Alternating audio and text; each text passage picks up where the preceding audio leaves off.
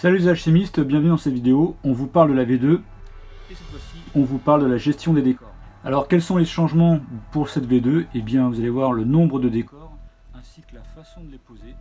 On voit tout ça en image. Voilà, donc on va faire une petite explication sur la simulation, par exemple comme si on jouait les bornes jeans, je prends vraiment le scénario le plus classique. Donc maintenant le principe en fait c'est que vous allez pouvoir poser dans le format 60-60 entre 6 et 10 décors. Voilà, c'est un petit peu la différence. C'est vrai qu'en fait c'était un peu la même chose en V1 quelque part, on préconisait de jouer avec 6 décors de la taille d'une carte de jeu, mais ce qu'on a constaté c'est que beaucoup de joueurs se limitaient à poser 6 décors, notamment les 6 décors de la boîte de base, et c'est tout, il s'arrêtait là. Alors qu'en fait, il était tout à fait possible de jouer avec beaucoup plus de décors. Donc dans le format 60-60, vous allez pouvoir jouer avec entre 6 et 10 décors. Là voilà, comme j'ai installé, comme je disais, les 3 bornes. Le principe en fait, c'est que vous allez pouvoir poser les décors bien sûr sur la table, et il va falloir au moins 3 pouces d'un objectif, 3 pouces d'un autre décor, et pas dans la zone de déploiement adverse. Donc admettons que ce soit vous qui commenciez à placer un décor. Donc voilà, vous prenez un décor, vous le placez sur la table de jeu. Comme je dis, bien sûr, il faut au moins 3 pouces avec un objectif, là il n'y a pas de souci, vous en posez un. C'est alterné, c'est-à-dire que maintenant c'est votre adversaire d'en placer un. Alors, ce que j'ai oublié de préciser, vous êtes obligé de placer d'abord le premier décor dans votre zone de jeu, c'est-à-dire de votre moitié de table. Votre adversaire pose un décor dans sa moitié de table, donc par exemple il en pose un ici. Vous faites pareil, vous reposez un autre décor, mais cette fois-ci dans la moitié de table adverse. Donc vous posez par exemple, admettons ici, toujours en respectant au moins 3 pouces d'un objectif ou 3 pouces d'un autre décor. Votre adversaire en pose un, et cette fois-ci il en pose un de votre côté de table. Donc voilà, bien sûr pas dans votre zone de déploiement qui est ici, qui fait 2,5 pouces. C'est ensuite à vous de poser un décor de nouveau de votre côté de table. Donc par exemple vous en posez un, admettons ici, votre adversaire en pose un de son côté de table, donc par exemple il en pose un, voilà, là-bas admettons. Maintenant c'est à vous, et là voilà, il y a 6 décors qui sont posés, et maintenant il y a une nouvelle règle, on va dire, dans la pose décor qui arrive. Vous pouvez très bien, si vous le voulez, continuer à poser des décors, mais vous pouvez aussi vous arrêter. Si vous vous arrêtez, votre adversaire pourra reposer un décor supplémentaire, et la pose des décors s'arrêtera là. Si vous continuez de poser des décors, donc j'essaie de me rappeler, vous avez posé un ici, un chez votre adversaire, un chez vous, un chez votre adversaire de nouveau. Attendez, vous avez posé forcément 3 décors, donc de votre côté, côté adverse, de votre côté. Donc le quatrième est à poser du côté adverse. Admettons, voilà, par exemple, vous en posiez un, admettons ici. Votre adversaire peut continuer, ou bien il peut s'arrêter de poser, ou bien voilà, il peut continuer, admettons, il continue de poser. Maintenant, c'est à vous de poser encore un décor.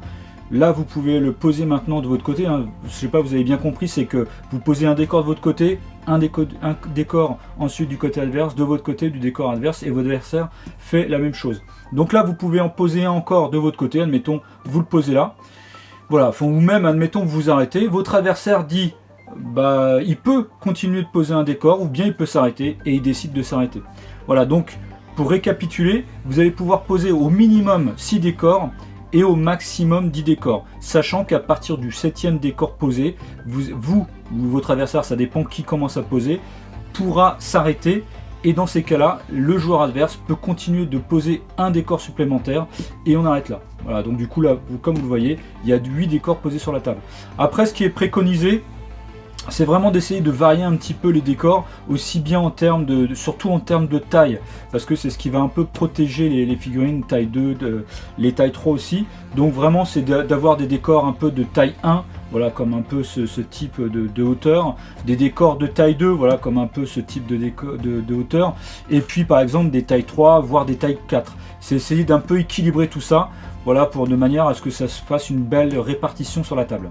Voilà, et dernière petite différence avec la V1 au niveau des décors, eh bien c'est un décor n'est plus franchissable. Par exemple en V1, une figurine qui était comme ça pouvait très bien, entre guillemets, passer par-dessus un décor comme ça en dépensant des pouces, ou bien par exemple sur un décor de ce type là qui est, voilà, à la limite on pouvait, enfin dans la V1 par exemple, un décor comme ça pouvait être un peu obstruant, c'est-à-dire que vous dépassez, vous pouvez passer à travers, mais à la limite vous dépensiez 1 pouce ou 2 pouces ou bien la moitié des mouvements, etc.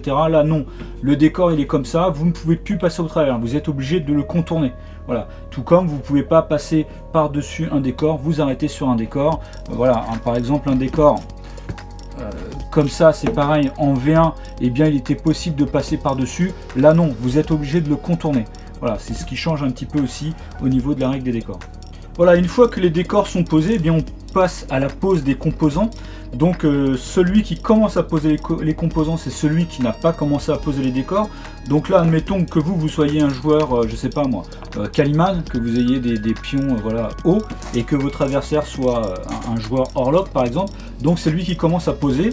Et le but, ça va être de poser bien sûr vos 3 ressources alchimiques. Donc je vous renvoie à la vidéo de l'alchimie qui a été faite, qui explique vraiment tout ça.